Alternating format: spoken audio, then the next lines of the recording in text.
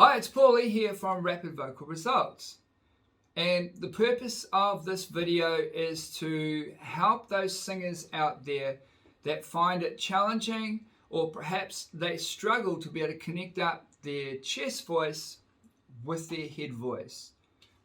So there's multiple reasons why beginner and intermediate singers find this so challenging. First thing you need to know is that no two sets of vocal cords are exactly the same. And that also means that the size and diameter and the strength of our larynxes and our voice boxes and all the muscles, the tendons and ligaments that make up effective sound production all vary in size, shape, width and diameter. So if you're one of those singers out there that ends up having cracks or wobbles in their voice when they sing, and you're trying to connect into those higher notes, this is the video for you. So what is a break in the voice? Well, put simply, it's any time that the chest voice is trying to thin itself down so the vocal cords can sound like they're going into a higher register. So here's my chest voice. Hey, don't do that. What do you think you're doing? Here's my head voice. No, go away, look out!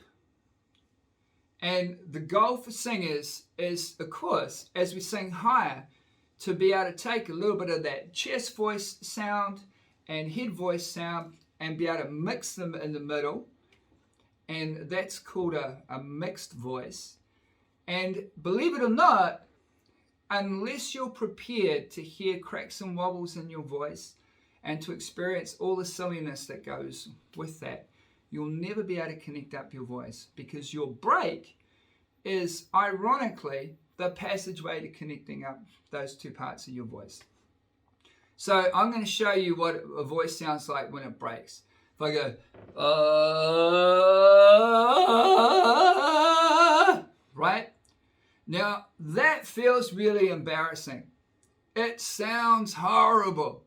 So as a singer, all I want to do right now is I want to start to just disappear and not be seen by the audience. So what you have to understand is that's not the time to apply additional pressure to your vocal cords.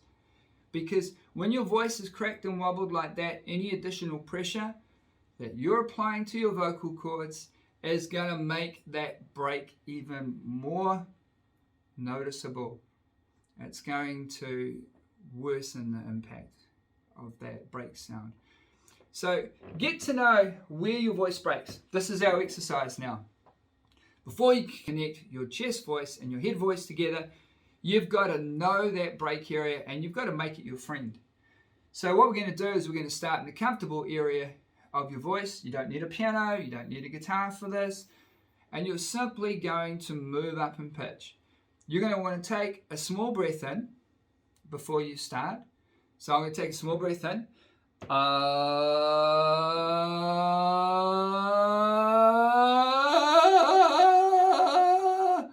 There's my break.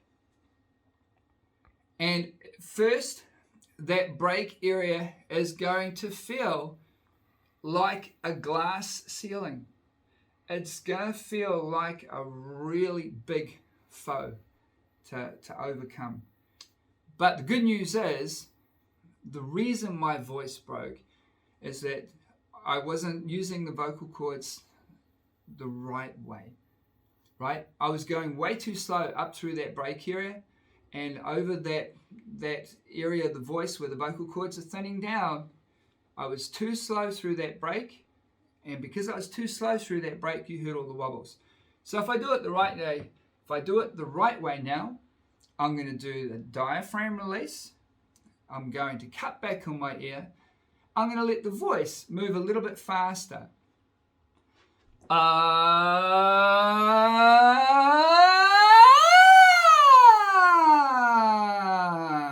My break's gone. Just like magic. And your break will disappear just like magic too. So here's the tip for the day. You're going to start in a comfortable area of your voice. You're not going to move too slowly. You're just going to let the voice move up in pitch. Until you feel that uncomfortable, funny sensation in your voice, and you hear that funny sensation in your voice. That's your break area. And now if you want to overcome your break area, what you need to learn how to do is you need to improve the vocal coordinations that you're using. So give the voice the proper effective support that it requires to be able to thin down those vocal cords from chest voice and then lengthen them out into head voice. All right? And that also requires that you have a good understanding of diaphragmatic breathing and how to apply a little bit of proper, correct diaphragmatic support. And if you practice these things, you'll start to gain confidence that your break area is not your enemy. It's actually your best friend for being able to extend your vocal range. All right, better singing, everybody.